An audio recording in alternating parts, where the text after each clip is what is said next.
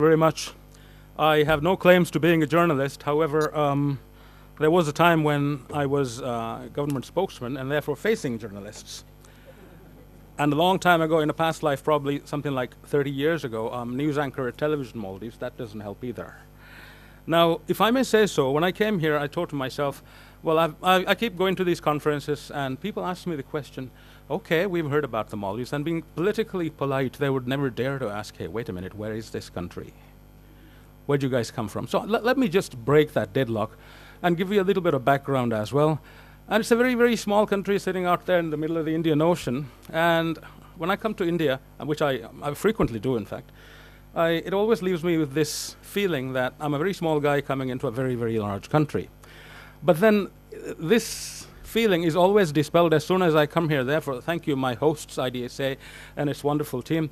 And this factor that I'm coming to a place that is very much like home is once again this afternoon underlined by the presence of Mr. Goyal, who's just come in. Sir, it's nice to see you here. It just still makes this a very small world for both of us. Thank you. Thank you for coming in. Exactly. Thank you, sir. So that's my name up there. And let me just quickly go there. By the way, there is a disclaimer that what I have to say here is purely my own opinion and my own voice saying a few things about what I feel things are like. And in no way do I represent the Maldivian government or any organization there. I'm just an independent floating around in this vast sea of professional people, and I call myself horribly, horribly unprofessional. So do forgive me for that. Let's look at the Maldives. This is where we break that deadlock, the polite question, where do you guys come from? You know, we've been a socially organized, viable, permanent population for at least 2,500 years.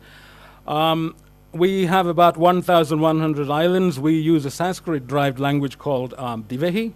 And in 1153 AD, we converted from Buddhism to Islam. Now, that in historical terms is just like yesterday. Now, there is where we are situated. If you look at the map, you'll find out that we're just slightly to the southwest of India, smack in the middle of the Indian Ocean, the fish pond, as you would call it. And north-south, we're pretty extensive. Those islands spread into natural atolls, as you can see the expansion there. But like width-wise, you can actually fly across it in 15 minutes. And we supposedly sport the best beaches in the world, according to some of the tourists that come in, but that's neither here nor there. You see, historically, we've been right in the middle of all the shipping lanes crisscrossing the Indian Ocean. And if you do a genetic map of the Maldives, and that includes me as well, you would find out that we carry a bit of everything, because to the west of us, you see the African subcontinent, and then actually the continent.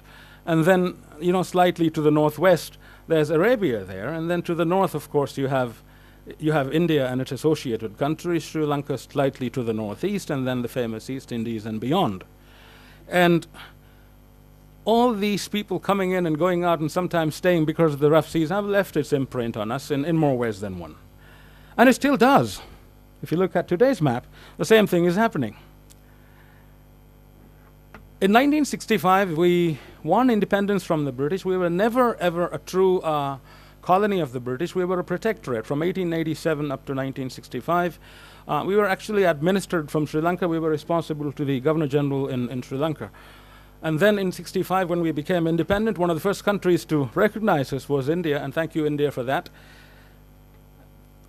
If you look at the history of the print media in the Maldives, and forgive me my stick falling there, the first newspaper in the Maldives came into existence in 1943. It was called the Sarkaruge Khabar, which translates as the government's news. And it was that. Radio started in 1962. Strangely enough, it started as a private organization, but then quickly turned into a government organization about 7 years afterwards. Television started on the 29th of March, 1978. Now, cable TV, why do I mention this as media? In the Maldives, cable TV is media, because a lot of the private television channels actually float themselves on the backbone of the cable medium. The internet, we have countrywide internet coverage, and a lot of our newspapers have now found out that they don't sell print anymore because of their online presences, which seem to have greater following. And there's a representation of some of the media that we have today. We have a lot of the private. We have somebody, you see the word Sun there, Sun.mv. Here's somebody representing Sun here, Mr. Zahir from the Maldives. Radio, we also have the state-owned Voice of Maldives, and we also have a lot of the privates coming in. Same story. Now,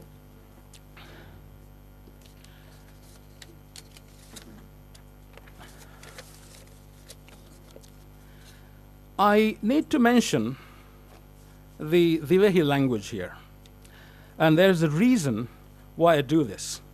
The Waheed language, it's a very, very strange language. It's Sanskrit-based. It has got elements of other Asian, Oriental, Middle Eastern, Western, and even African influences in it. But throughout the country, it's the same language that's spoken.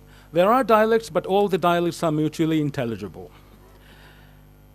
If you look at the geography, you would notice a very strange anomaly there, where it's very closely related to Sinhala, the language which is spoken in part of Sri Lanka, and that's just about it.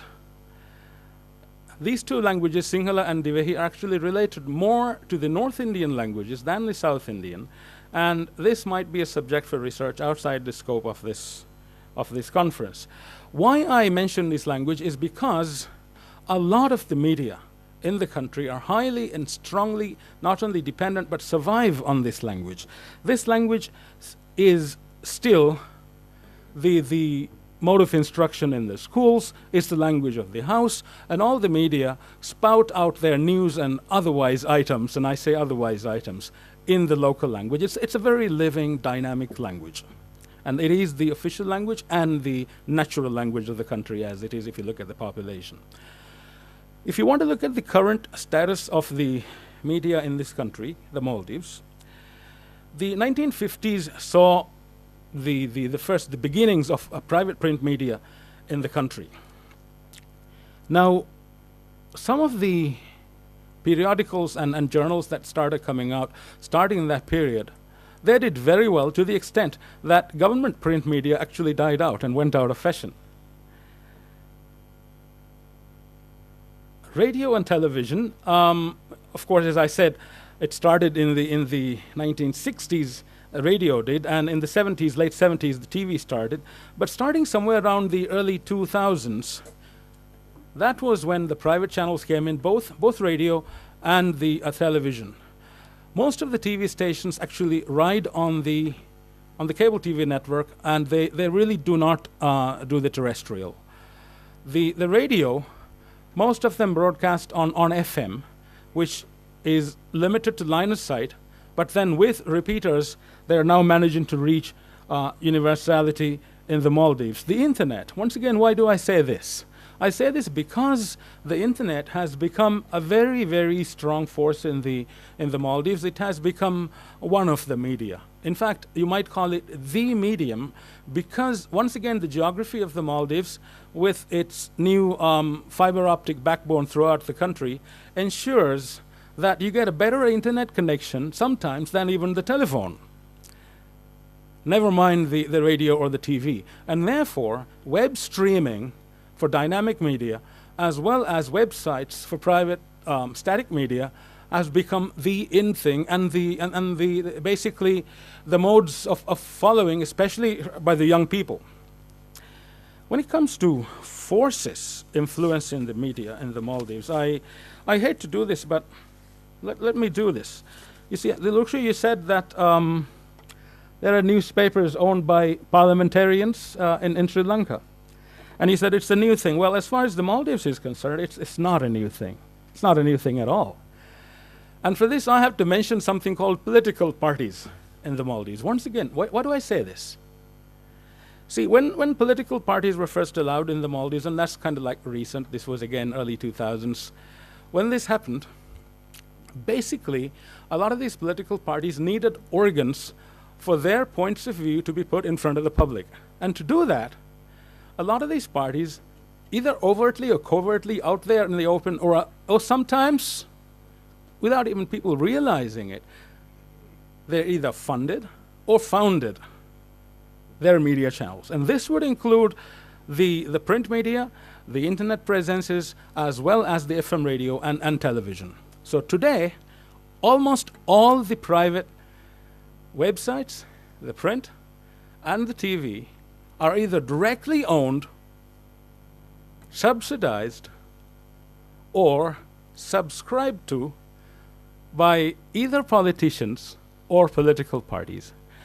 The reality is that a lot of the political parties in the Maldives, still in the general public eye, even though they do have published manifesto, hopefully registered with either the Elections Commission or other government authorities, the manifestos don't really matter. Political parties in the Maldives, the reality is, still get identified with persons coming in afresh again from other parts of the world, and the dynamics of the religion in that country is changing. This is something we have to keep our thumbs on and watch, like that little button over there for the timer. And then, but we also have to face the reality that we're an Asian country and we belong to this part of the world. But couple that with the dynamics of us having to deal with a massive number of, of tourists who come in mostly from the West and from countries like Japan and Russia. Combine these three, and we have a melting pot again, which again becomes important because what we send out of the Maldives, even one little message, becomes very important in this part of the world. And to cut things short, I just have one question to ask you. If you're interested in what I have to say, please do read my paper. The idea is, can we do anything at a regional level to address some of these concerns at a regional level? And I would use the words of General Asad Durrani, who just said, lead the public opinion and let the public make up their own mind. I just wonder which side of that sentence we will take. Thank you very much.